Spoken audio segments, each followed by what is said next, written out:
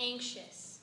Not as anxious as I had felt before coming out to my parents or before reading my poetry for the first time, but because at age 19, this would be my first time going to a high school party.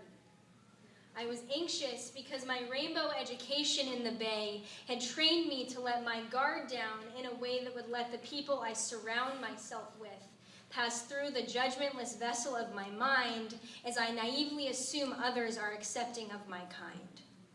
In that moment in your car, parked in the neighborhood that breeds not the kids who end up in queer co-ops or dorms rainbow-themed, but the boys who end up living on frat row, and the girls who accept flashing their tits to the boys they will, after the party is over, continue to let assault them, I was terrified.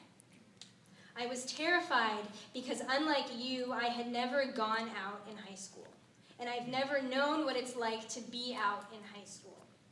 What took me spending the darkest year of my life staring at myself in the mirror of my dorm room on one of the most liberal college campuses in a city next to the gayest city in the world took for you merely falling in love.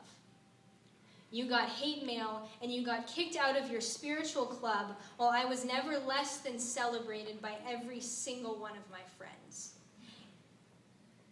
Once I finally did come out to them. Yet you were the one who grabbed my hand that night, like every night, and pulled me into that high school party. It could have just been me, but I noticed people staring, finally seeing in person the person they had heard so much about.